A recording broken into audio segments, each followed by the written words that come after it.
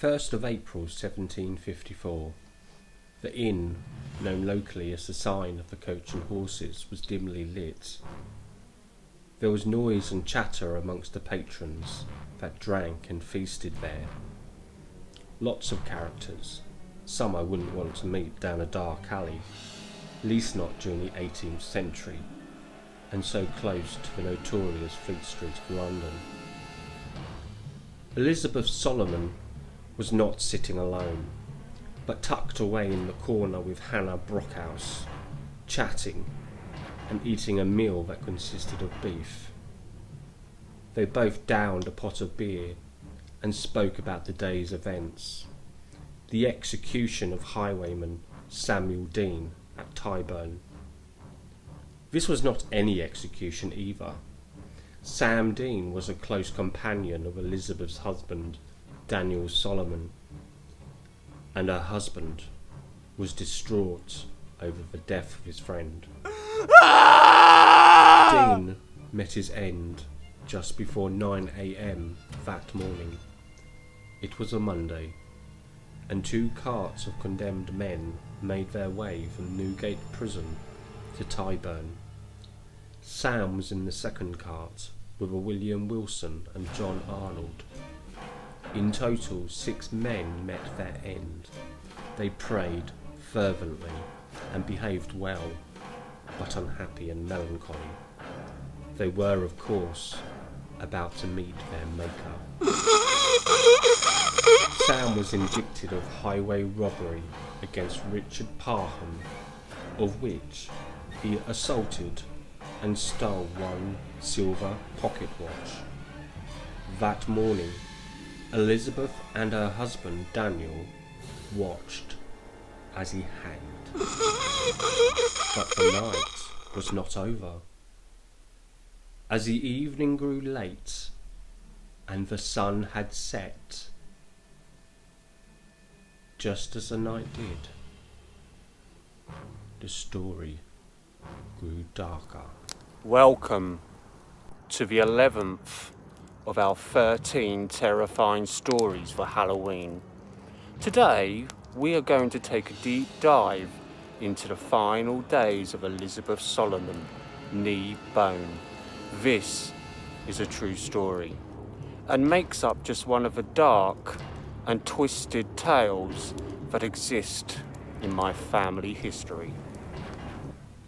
Elizabeth Bone was baptised on the 23rd of August 1711 in Holborn, London, the daughter of Thomas and Elizabeth Bone.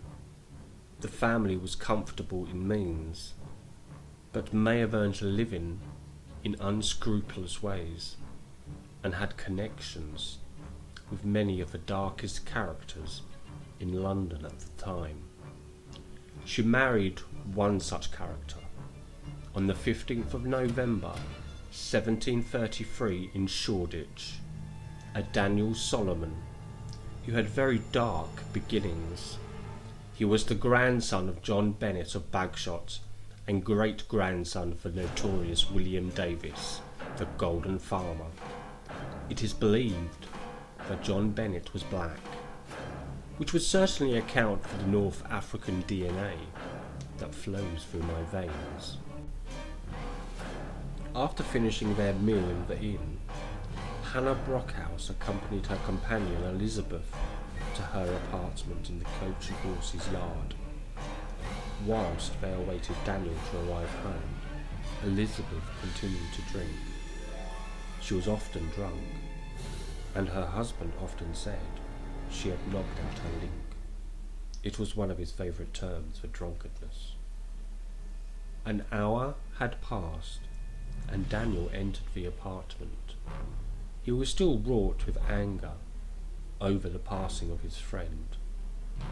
Hannah informed him she was probably lying down and bid him to not go play the devil.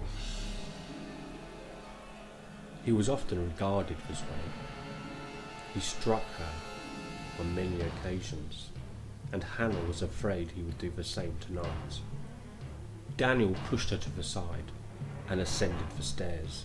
He was not prepared for his wife's drunkenness, a brawl followed within minutes of him entering her apartment. 15 minutes later, he returned. "I should be hanged like Dean was today.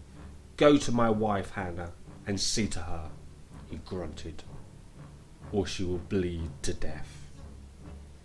Daniel left and headed towards the public house, which sat on the bottom floor. Hannah did as she was asked and entered Elizabeth's room to see her.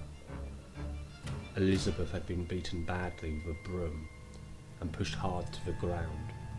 The fall had caused her to hit her head against a metal colander.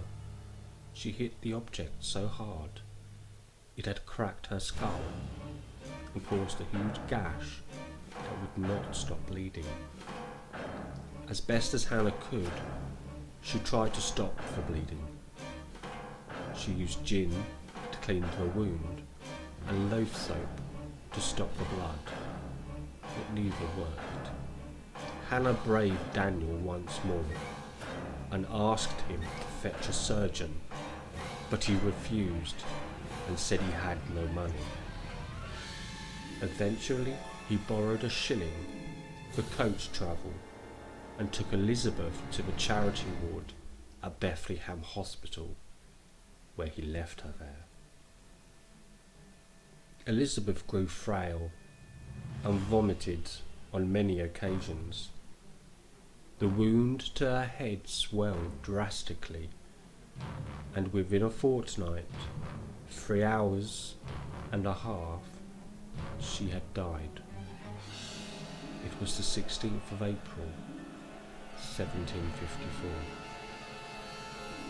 Daniel Solomon was tried for her death and received the lesser penalty of manslaughter. His punishment was branding, and this ordeal happened at the end of his session. An iron rod with the letter M was heated until it was burning red.